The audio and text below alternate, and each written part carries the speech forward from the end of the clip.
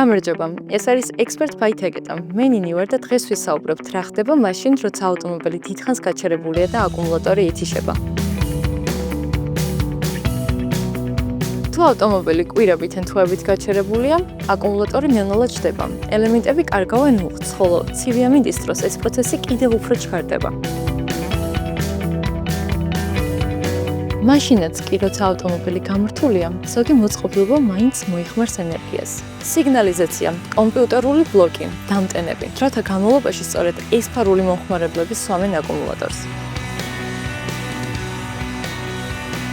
თუ აკუმულატორი უკვე დამჯდარია, საჭიროა დამტენით მისი სწორედ დამუხტვა. ამ პროცესში კი უსაფრთხოების ზომების მაქსიმალური დაცვა სასიცოცხლოდ მნიშვნელოვანია. ამიტომ არ გარისკოთ დამუხტვა თავად და ანდეთ ეს-სერვისი პროფესიონალებს. თუ დატენის შემდეგაც აკუმულატორის ძაბვა ნორმაზე დავლა, ან ავტომობილი აღარ იქოქება, ეს ნიშნავს იმას, რომ აკუმულატორის რესურსი ამოწურულია და ჩანაცვლებას საჭიროებს.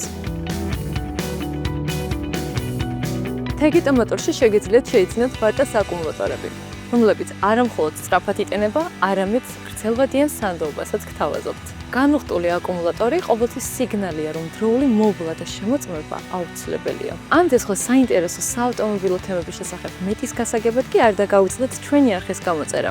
ეს იყო ექსპერტ ბაი თეგეტა. შევხვდებით შემდეგ ვიდეოში.